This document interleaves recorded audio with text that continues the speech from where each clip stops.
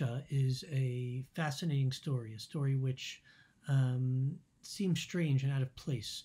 It comes in between the description of Kedushat Hazman, the holiness of time, which is the Parashat HaMoadot, which discusses Shabbat, all the festivals. Then we have the story of the Mekalel, and then right afterwards we have next week's Parsha, the story of Bahar Mechukotai, Bahar, which describes also Kedushat Hazman, the laws of Shemitah, the laws of Yovel, also combining Kedushat Haaretz. What does the story of Mekalel have to do with anything that is speaking about in this Parsha, and what's unique about the story of the Mekalel?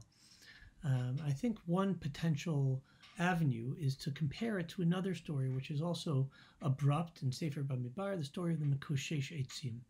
And there in the Mekoshesh Eitzim, we also have similar story of somebody committing an apparent crime, then putting him into mishmar, into some sort of holding in order to see what to do with them, the commandment to execute the violator.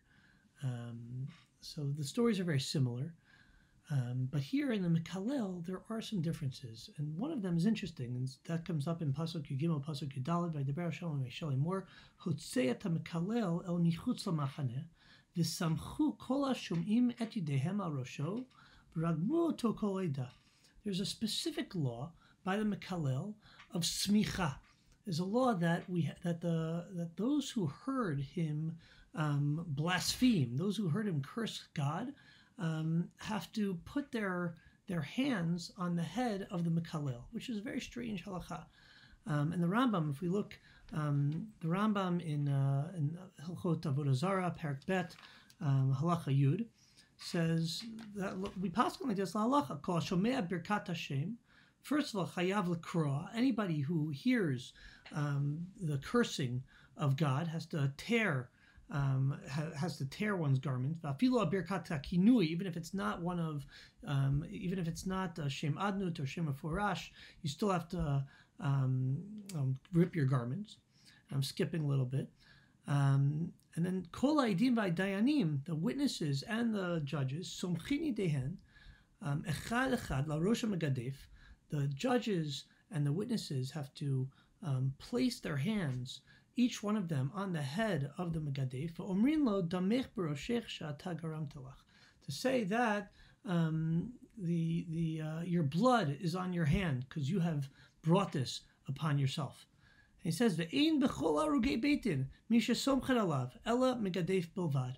Among all those who are put to death and all the harugei beitin, there's no other instance in which hands are placed upon somebody's head except in this case. Shneimar v'samchu kol hashomim et yidehem al rosho. Because it says this pasuk that all those who heard shall place their hands. And what is going on here? What is the purpose of smicha?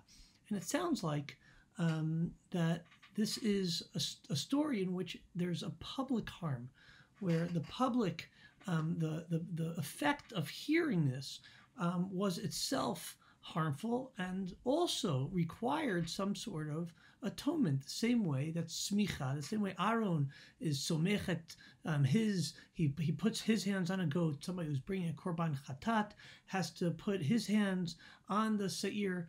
There's a smicha, which means that there's also an atonement. There's a public harm for this as well.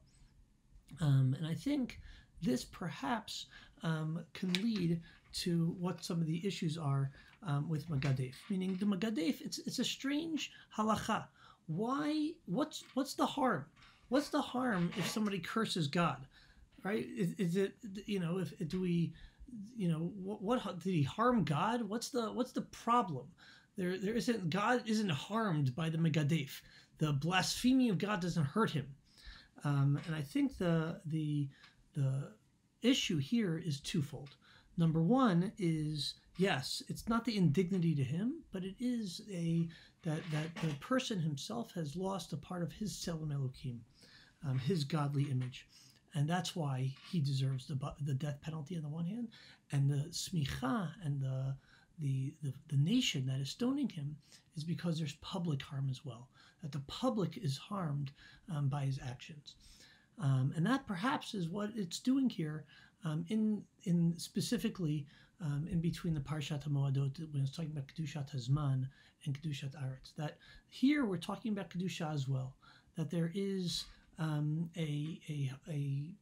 harm in the Kedusha of the camp, and specifically this comes in light of Parshat Kedoshim, emphasizing the sanctity of this nation as opposed to other nations, and specifically in the realm of cursing. Right? If we go back to last week's Parsha in Perek Chaf, pasuk. It's pasuk tet. Ki ish asher kalel et aviv et imo mot yumat. Aviv imo kilel damav bo.